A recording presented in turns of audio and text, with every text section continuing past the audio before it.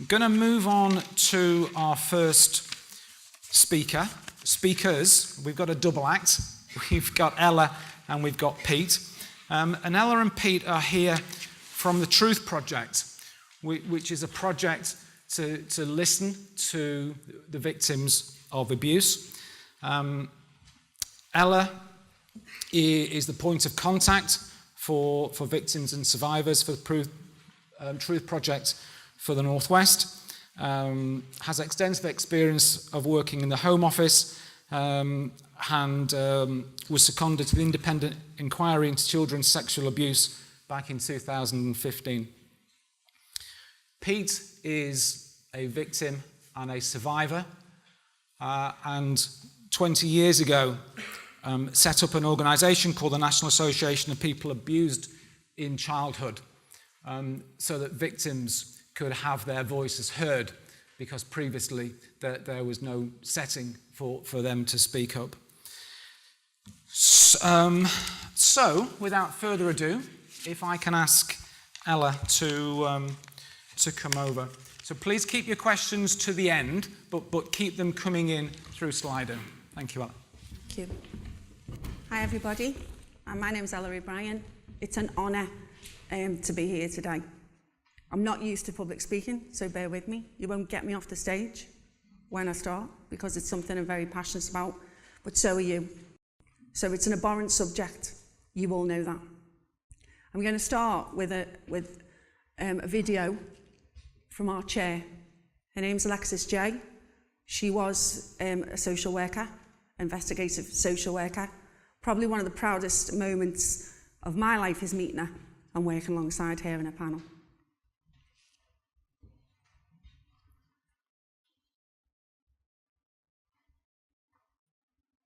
My name is Alexis J, and I'm the chair of the Independent Inquiry into Child Sexual Abuse, the largest and most ambitious public inquiry ever established in the UK.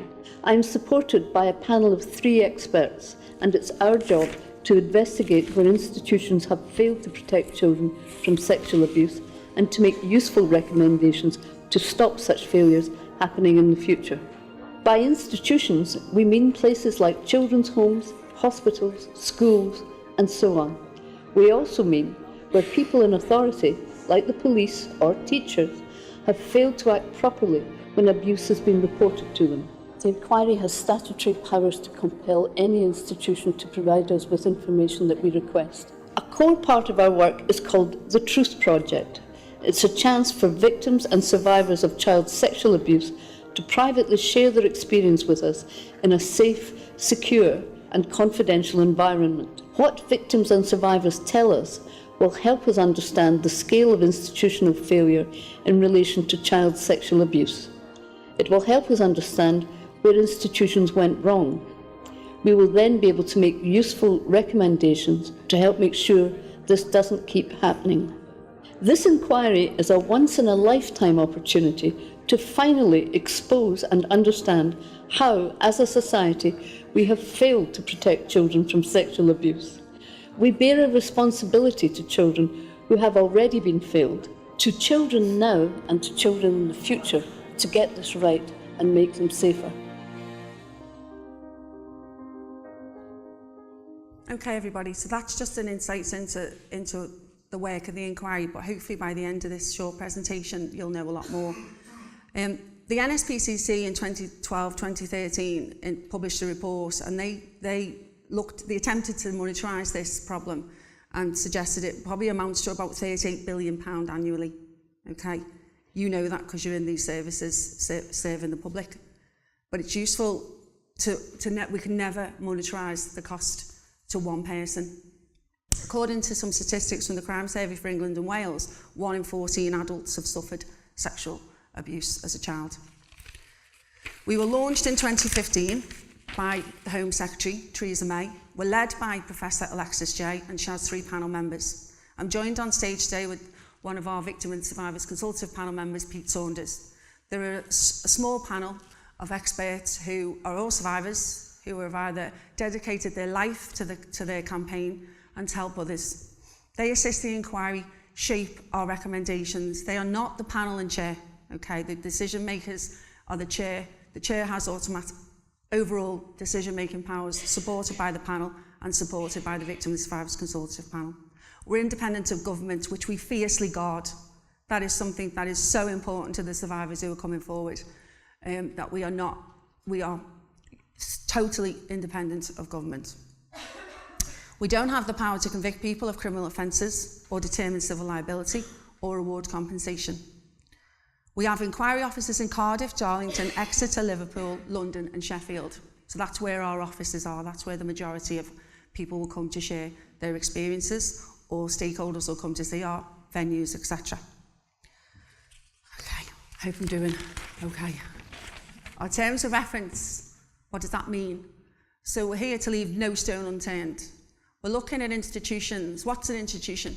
An institution is somewhere a child goes.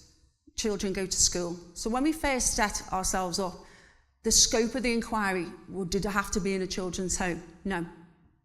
Any child in England or Wales who have experienced child sexual abuse and now are adults are coming to see us.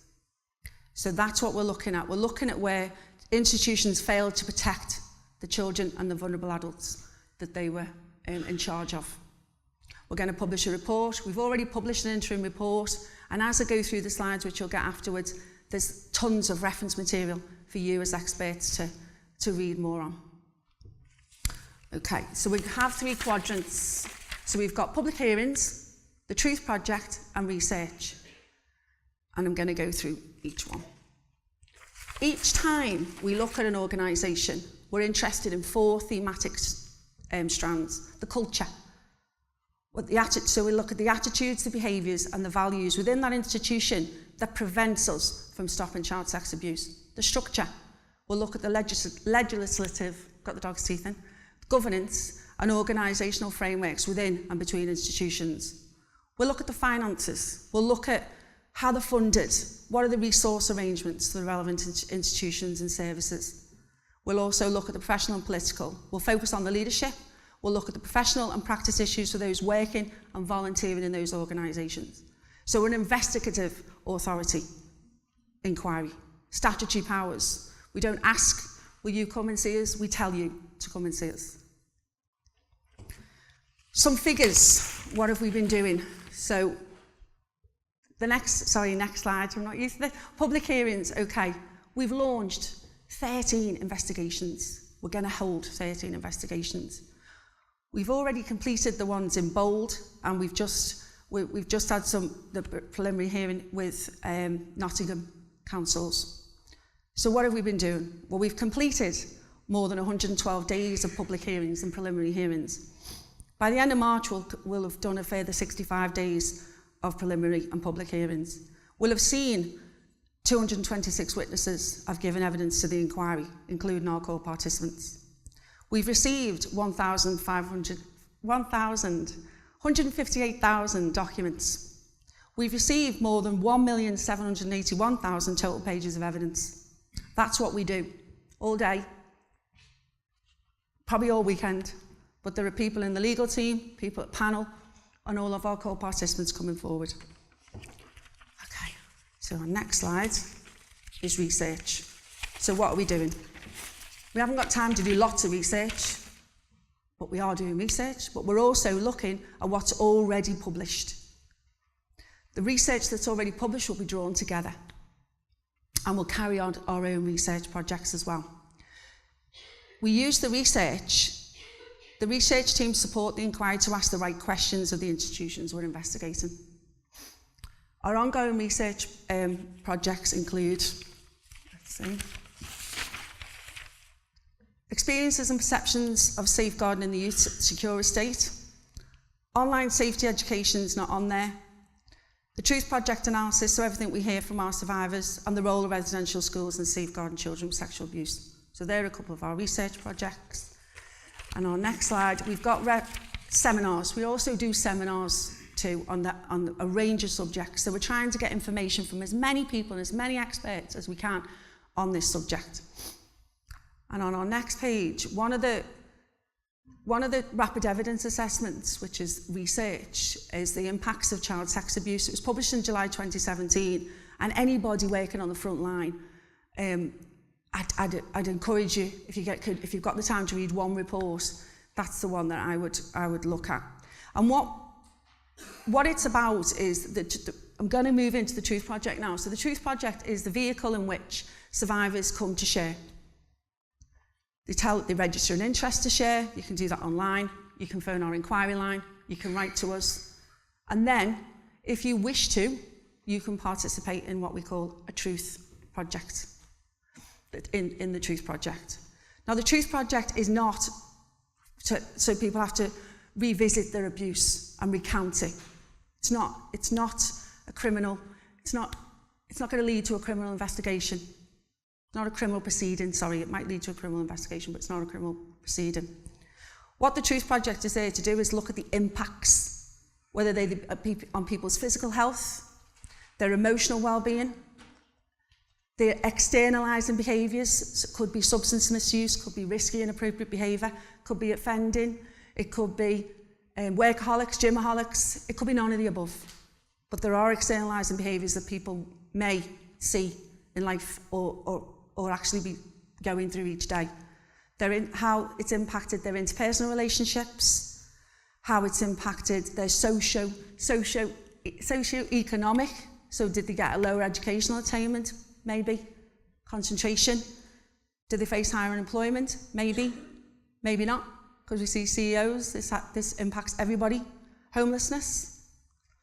Has it impacted their religious and spiritual beliefs? If this happens in your faith, then you may have disillusionment with the faith that you were born into, and you might use faith as a coping mechanism. Last but not least is vulnerability to re-victimisation. So when people come to talk to us at the Truth Project, that is what people talk to us about. They come and talk about the impacts. They come and talk about who they told, if they told. So as professionals, as Mark alluded to, professional curiosity is all a survivor, all a child is looking to gain. Okay, on our next slide, so I can look at the slides now. So it's separate to the inquiries, investigations. It's just completely separate. This is their ability. They're able to share in whatever words they choose. You can do it in writing. Today, or by the end of the week, we'll have seen over 2,000 people will have shared. More than 9,000 people have contacted us. So with April 2020 is why we're here to, so we're time bound. And it's just a fantastic societal issue that, looking at this sea of faces, we will be able to make recommendations. The inquiry will make incontrovertible recommendations for change that helps professionals hook onto those things. But I don't want to spend any more time speaking, because I want to pass the floor to Pete, and then I can scramble through my notes, and if there's anything I forgot, I can do it at the end. So without further ado, Mr. Saunders.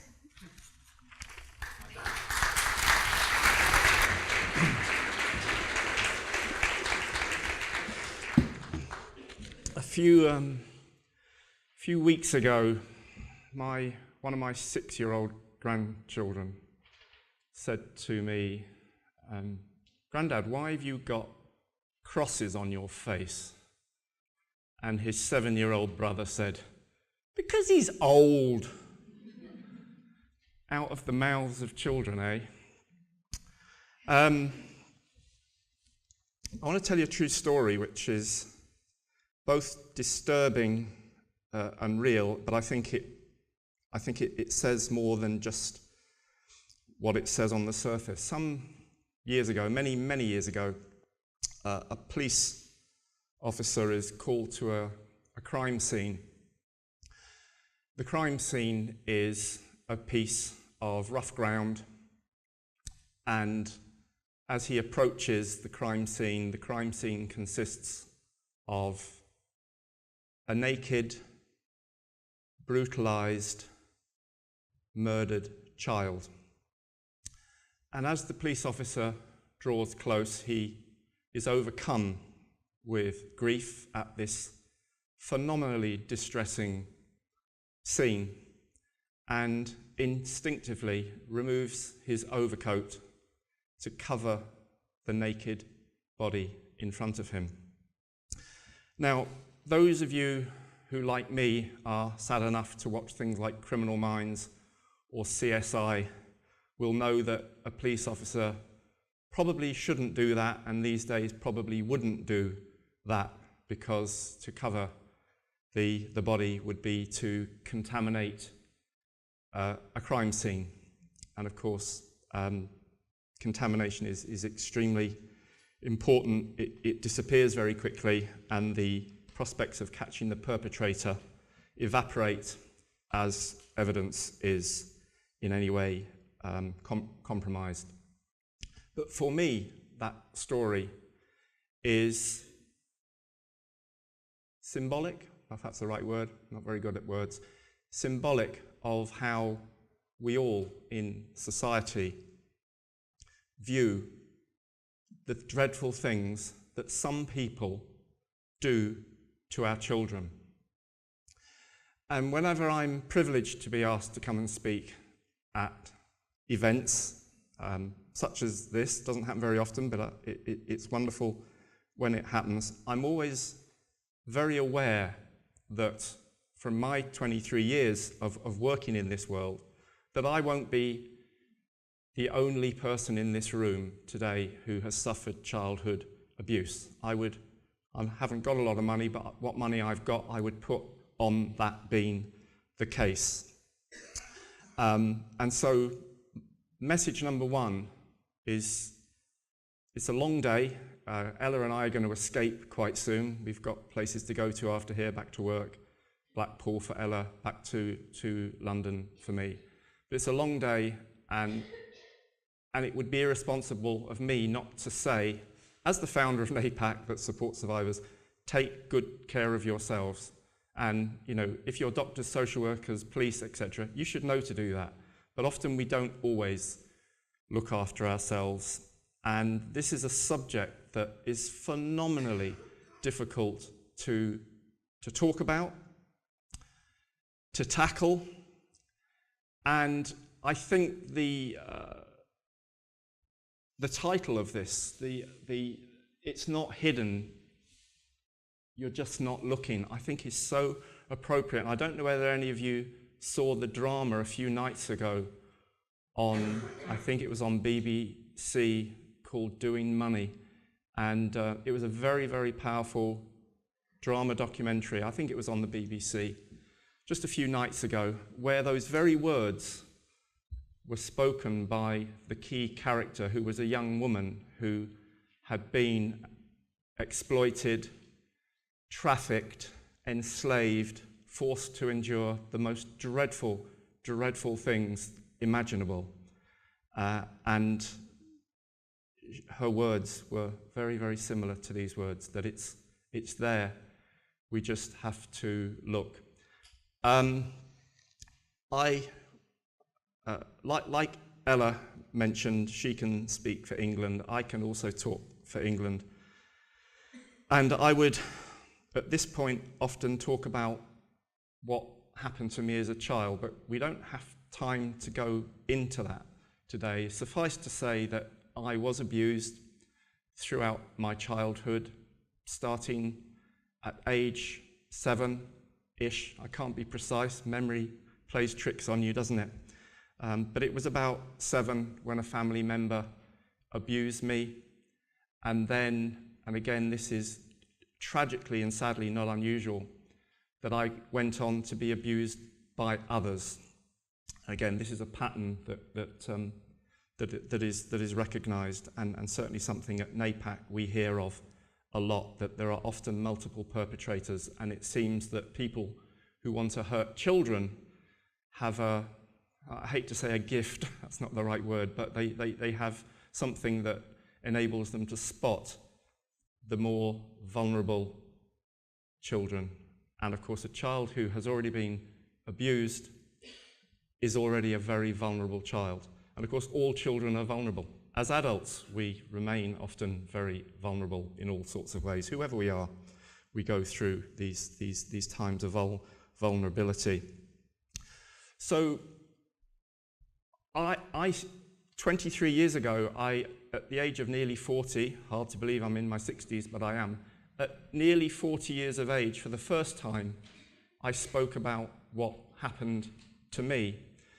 And the reason I spoke out was you hear the word triggered a lot. I used to think it was something to do with guns and things as a kid, or a horse.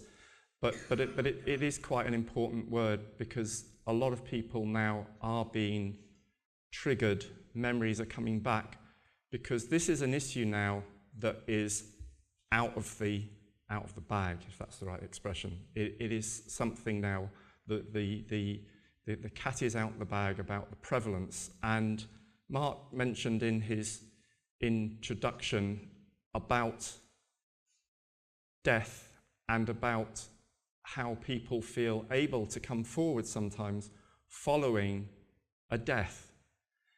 That could be the death of the perpetrator, or it could be the death of some other significant person in the person's life. And for me, it was 23 years ago, it was the death of my dad, who triggered me to realize that I had to come to terms with the reason that I'd always felt down. I'd always felt depressed. I'd always, not on the surface, to the outside world, I doubt many people would have spotted it, but inside, I was a deeply hurting person that carried a lot of shame, guilt, embarrassment, and I was never able to talk about what happened to me. And 23 years ago, when Dad died, I finally got close to him. It was too late then. He wasn't the abuser, but the regrets at never having been able to talk to him and to have him protect me when I was a child. And this again is something that we hear so often, that there are 1,001 reasons why children do not speak out. And happy to talk about that any time. So when my dad died, I spoke out. And within our family, it was like a little atom bomb going off, because it turned out that not only had I been abused by this family member that had abused me, the same man had abused other people within the family, none of whom had also spoken about it. I also disclosed at that time that I had been abused by 2 of the priests at the school I attended, the secondary school I attended. And again, I then discovered that not only had many other boys at my school been abused by various priests at our school, but one of my own brothers, who had been there 6 years before me, had also been abused by one of the priests who abused me 6 years later. And this particular brother of mine, he's no longer with us. He died from his alcoholism, which set in when he was still at school, and the drug taking. And I looked back on his records. My dad kept everything. I looked at my brother's school records, and I could see the path that he was taking, which was a good academic path. He went to a good school. He passed his 11+.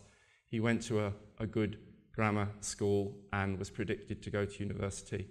By the time he left school, he was a drug addict, and nobody knew what had happened to him at school until I disclosed all those years later. And then he also disclosed that it had happened to him. But unlike me, my brother didn't survive, and eventually the alcoholism killed him just over 10 years ago. So this is a very deeply personal issue for me. I set the charity up, NAPAC, and we're still a small charity. We have a support line, a free phone helpline that is based in Stockport. We're always looking for volunteers, if anybody from around here happens to live anywhere near there. It's phenomenally busy. We run the line 5 days a week, from the morning till 9 in the evening, and the phone never stops ringing. And it's people who just want to be heard. It's people who just want to, and again, like Mark said, we hear from people who are even older than 73. We hear from people in their 80s. We've even heard from people in their 90s calling to say they've never spoken about this in their life. They've carried this burden and this pain. So in the aftermath of the Jimmy Savile scandal, which you will have all been aware of, obviously, you could not have been aware of it unless you were on another planet, I and some others were called for a national inquiry, some sort of national inquiry into this dreadful, dreadful cancer in our midst. And to my surprise and delight, I was actually able to meet with the Home Secretary of the day, who happens to now be the Prime Minister, and she agreed to set up an independent inquiry.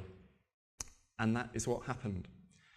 And again, I think even as recently as a few weeks ago when I was doing some radio stuff and the inquiry was mentioned, the presenter of the radio programme introduced me as being a member of the Victims and Survivors panel of the troubled inquiry, the beleaguered, troubled, whatever.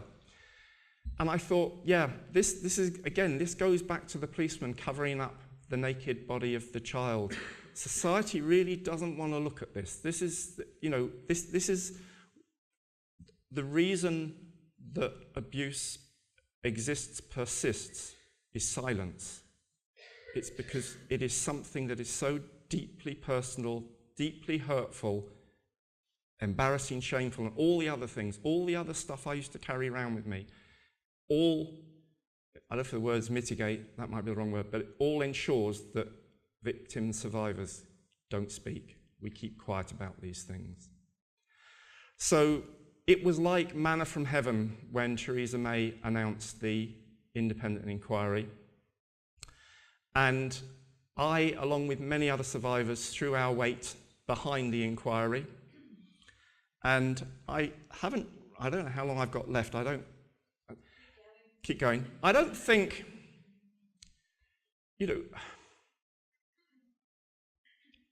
sometimes people say, we're never going to end child abuse. And tragically, that might be the case. But what I know for certain, for absolute certain, is we can do a hell of a lot more to limit the numbers. And one of the ways we can do that is by speaking out. And two little examples. I mentioned one of the abusers. I called him my main abuser. Thankfully, he's no longer on planet Earth. After I disclosed the abuse I suffered at his hands, a fact was he was never, ever allowed near other children in the family, i.e. his grandchildren. He was a lot older than me, as you've probably gathered. He was never allowed near his grandchildren because I spoke out. Therefore, I don't use the word proud or pride very often, but I'm a little bit proud of the fact that I saved some kids in our family from almost certain abuse at the hands of that particular man. So you can't understate the power of speaking out, and speaking out appropriately, but we can't force people to speak out. And we never say, and at NAPAC we never say, you must come forward, you must speak out, because it is incredibly difficult for people to do. And you've already detected that I've got a big mouth, and that's my little gift, if you like, is, and another thing, 23 years ago, when I was setting up NAPAC, I was on a radio program on 5 Live, and they had a convicted child abuser in the studio. Not in the same studio as me. I think I was in London, and he was in a studio in Manchester. And it was one of those late night kind of phone-in jobs, but I was one of the guests, and he was one of the guests, but as I say, we weren't in the same room. And he talked about, and credit to him for talking about it, because we need to understand and get inside the minds, if we can, of people who commit these vile crimes. But the thing he talked about was how easy it is to abuse children. Of course it's easy. They're the most vulnerable people on the planet, and the most powerless. But he said one of the greatest deterrents, as far as he was concerned, or the two deterrents that were in his mind, one was getting caught, because these people do not want to get caught. Of course they don't. And therefore, the last thing they want is people like me, or some of you, speaking out about this, because it shines a spotlight on a disgustingly murky world that has always, as I say, persisted because of silence and because of darkness. And these crimes are committed, by and large, in relative darkness, behind closed doors. And a lot of it is around, or most of it, I would say, is around power and control. The other thing I would say about NAPAC is that we don't just support people who have suffered sexual abuse, we support people who have suffered any form of childhood abuse. And there are many other forms, and they can be every bit as damaging and life-long lasting. And so we don't say that one is more important than the other. The Truth Project for us is an opportunity for society to say, come forward, speak your truth, and you will be heard. And I have lost count in how long's the Truth Project been going? I'm not sure, but I've lost count of how many people I have now heard say, I've waited all my life for this. I've waited all my life for somebody in authority to listen to me. And people perceive, I know ICSA is an institution and that has its issues, but it also has great authority. It's independent of government, but it has authority. And I hope and I really pray that it's going to come up at the end with some phenomenally robust recommendations that we must listen to in order to protect our children in the future. Have I run out of time yet? Because I feel like I'm going on and on and on. I feel like I've got my second breath now. Sorry, everybody. Oh, Apologies. I'll carry on. Be a fight between, like Punch and Judy. So the Truth Project, people can come and share their experiences with us, but they do get a support. They can opt in for support. It's telephone-based. A support worker who is trained in sexual violence and abuse will make those calls. They'll meet them on the day. We have a facilitator in the room, the person will meet, but it's all about control. The control of the session is with the participant. So the participants can tell us in advance that they couldn't have anyone with, say, a certain accent. They couldn't have a strong smell of perfume. They couldn't have a strong smell of aftershave. They couldn't bear smelling alcohol. They don't want a lanyard. They will tell us what they don't want. Because Pete alluded to triggers, ticking clocks. If you're in an institution, if you've got an office, take your ticking clocks down, because that can be, in an institutional setting, all you heard. So survivors tell us things. Survivors do not associate themselves as a victim. I've met many survivors who said, I'm a victor, I'm a thriver, I'm not a survivor. So as society, for me, as I stand here with a cloak of all those voices, it's a power. It's their sense of justice. You don't have had to have reported. You don't have had to have gone into a police station. You may have chosen to do all of the above, but the Truth Project is your time, their time. After the inquiry folds, we're never going to end, we will destroy all of the Truth Project's materials. But what will never be destroyed is the experiences that we are publishing every quarter. So we've taken a section of people's stories, experiences, and we publish them. So my ask today, before we take some questions, is that you share with colleagues in your teams the email that you may have received before the event, that you follow us on Facebook and Twitter, that when you get the slides, you think, God, that was that mad girl, I'll look at some of these reports. We live stream all our public hearings, listen to them with your team. We sent out Women's Hour, where 3 survivors go through their experiences and share them. Display our posters in your departments. Put them in your front room windows. Await the follow-up email that we'll send. So if you are a GP, you can pop it up like you'd have your screening for cervical cancer. This is something that we won't stop.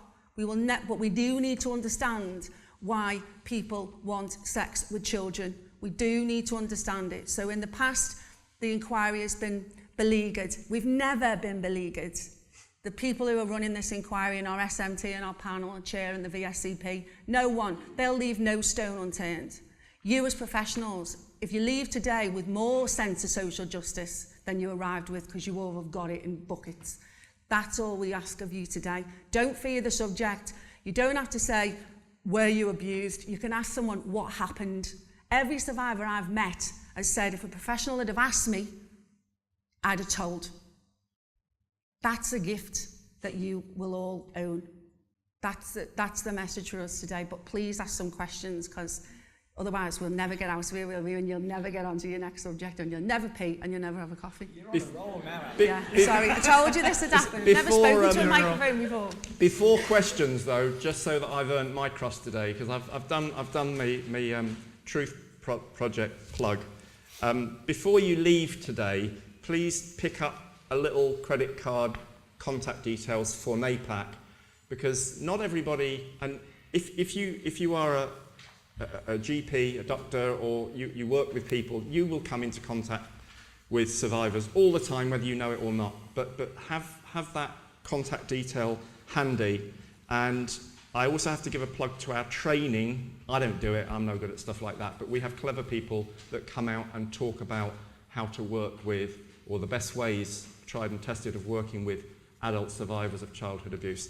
And my final plug, before questions, if there are any, is for the booklets that we send out free of charge, but we would rather people download them from the napac.org website. And they're a set of booklets that we have put together based on everything that we've heard over the last 20 years from survivors. So it's not an academic piece of work, it's what works for survivors. And I would urge anybody who's interested to flick through some of these on our website. And if you do want hard copies, then get in touch with our office in London. As I say, go through the website. Questions, because I go on. So, can we have the questions up on the screen? Is that possible? And can I see if there are questions from the floor? Can you pop your hand up if you've got a question that you haven't been able to put onto Sligo? That's what I said. Silence, you see. No, well, we've got some here. The top answer is the one in blue. This is like blankety blank. What support services are offered to survivors when they have shared their experiences? Okay, you might be surprised or not surprised, but lots of people don't even offer into our phone-based support. So we've got to stop thinking that everybody who's going to come forward to share might shatter into a million pieces because they've had every boundary smashed. It's a perception. But we do signpost to organisations, NAPAC being one, the Survivors Trusts being others. So there is information for survivors post-session. How do we get around the issue of no one will believe me? We hear people. We don't question, we don't challenge. And I'm sure you as professionals would agree with that. What support can they expect? You get a phone call before, a couple of calls before the session. You're met by the support worker on the day. The support worker, very rarely would the support worker go into the session with you. They'll phone you 2 days later, and then they'll phone you 2 weeks after. So every survivor coming forward knows that we're only going to hold someone for approximately 6 weeks once they're in the process. And people coming forward today will probably be able to come to a session 6 or 9 weeks in advance of today, because we give people the time to change their mind and think about it. And as Pete said, this is massive for people to do, and people can change their mind. Can I chip in for a minute? Yeah, go on, Pete. Yeah. As I have to.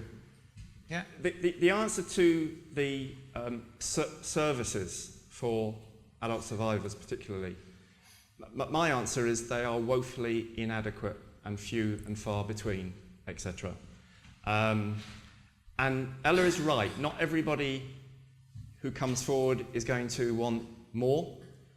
Some people call NAPAC and say, I've just wanted to get this off my chest, and thank you, I don't need any more, I'd like to send you a donation. That's the sort of end of a call we love to hear. Other people are still ringing our support line 10 years later. Other people have said, talking to you, not to me, talking to our team has enabled me to get off Valium or whatever tranquilizers I've been on for the last 30 years, so thank you. But in terms of services on the ground, I personally think they are pitifully, pitifully scarce. And when people call the NAPAC free phone, it doesn't show up on phone bills, when people call us, I hope we never give them false hope that there is a fantastic counsellor just around the corner from them who's going to help solve all their problems. And I speak as someone who used to be a little bit sceptical about therapeutic support. That's how stupid I am. And here I am in my 60s and I have a weekly therapy session because I need it, and I need it for my work, and I need it so I don't go home and burden my poor wife with everything that I hear at work all the time. So from a place when I used to think, oh, well, you know, it is horses for courses, but some people might need a few sessions of help. Some of us might need a lot more. I think we are all very, very different. And the thickest booklet that we send out is called, well, the two thicker booklets. One's called Untangling the Web of Confusion, because abuse leaves the child confused, and it leaves the adult that we become very confused. And then the last little booklet says, healing at your own pace. Now, I struggle with the word healing, but I don't know what alternative to use, because I'm not sure that we ever completely get over what happened to us.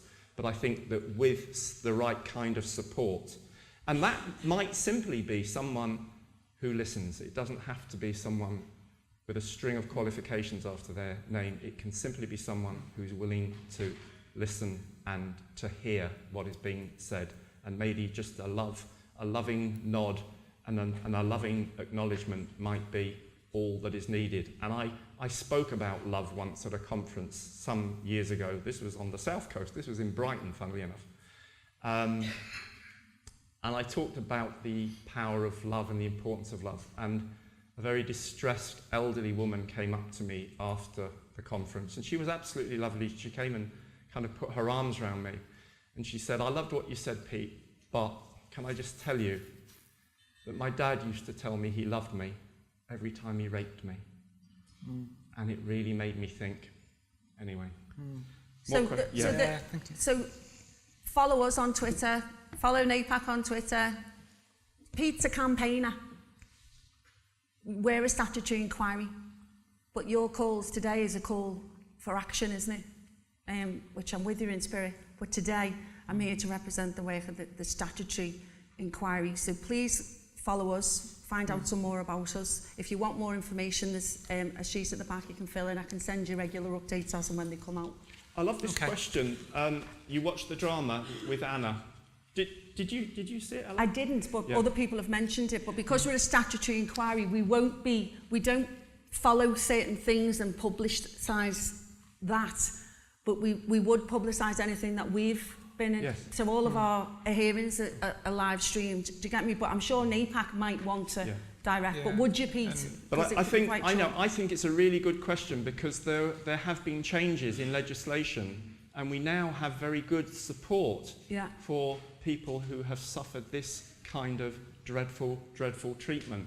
And again, coming back to the recommendations of the inquiry, it will, in some sense, have been a waste of time, not in the Truth Project sense, but it would be a waste of time and public money, and we're very conscious that it's about, this is funded by you and I, if there isn't real change. And of course, the clever stuff is that we've got to get this inquiry wrapped up, the report written and presented to the political parties probably before the next general election, so that pressure can be put on them to include commitments to making our children safer.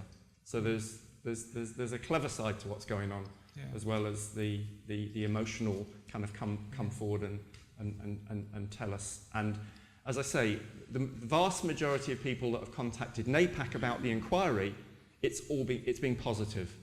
You can't please all the people all the time, but generally speaking, people have had a very, very positive inquiry with engaging with the Truth Project, and we would say, if you are able to do that, and you feel it will help you, then certainly go and tell your truth. Thank you.